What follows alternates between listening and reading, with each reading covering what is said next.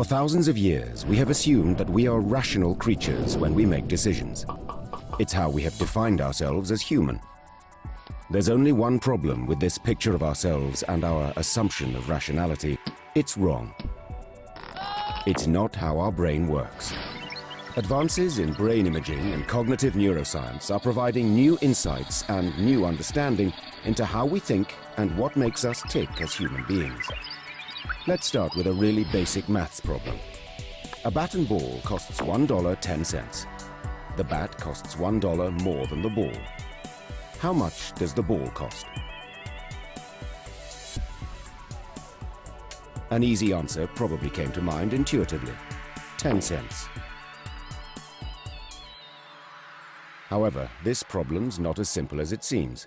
Thousands of people have answered this puzzle, and over 80% of university students come up with this wrong answer. Even 50% of Harvard, Princeton, and MIT students got it wrong. If you are one of a minority who got the right answer, 5 cents, you may still have thought of 10, but managed to resist your intuition and initiate a slower mental calculation. By understanding how our brain works, we can make it work better. We can make better decisions. We can communicate better. We can change our behavior. We have more choice. Psychologists, including the world-renowned Nobel laureate Daniel Kahneman, have identified two different ways of thinking, known as System 1 and System 2. The brain can be characterized as two interconnected systems. Let's look more closely at these and how they interact together. System 1 comprises several elements of the physical brain.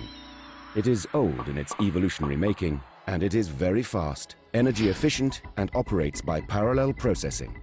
It does many things simultaneously. It applies heuristics, rules of thumb or mental shortcuts built on learning and experience. Neurotransmitters fire together and wire together to create stored networks to deliver quick and intuitive thinking at a preconscious or subconscious level. Some neuroscientists suggest that 90% of our thinking occurs at the subconscious level of System 1. Imagine an ancestor facing danger. He didn't have time to assess the options, calculate distances, measure speeds, and analyze vectors to determine the best option. He had to act quickly, intuitively, or be eaten. Our survival required quick, intuitive thinking. System 1 is the home of that effortless, quick, intuitive thinking.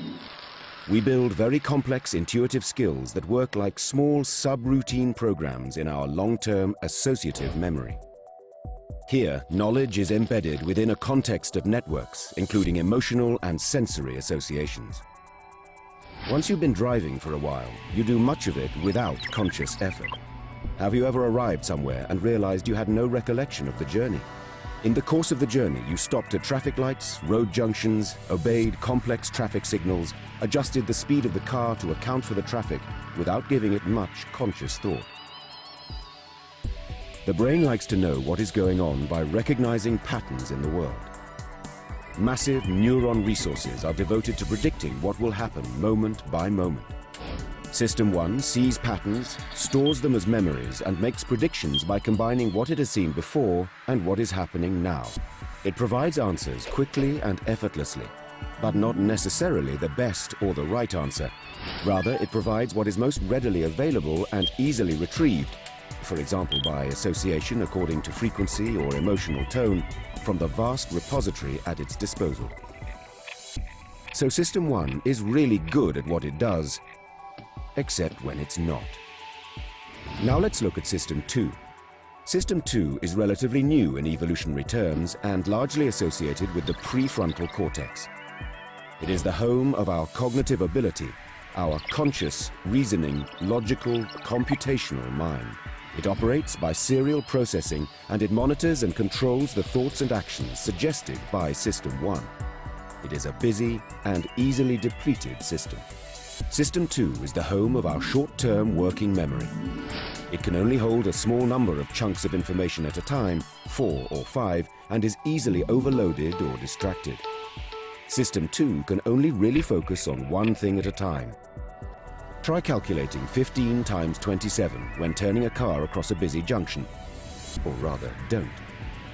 System 2 can work on several things, but it does so by switching between tasks, which carries a price.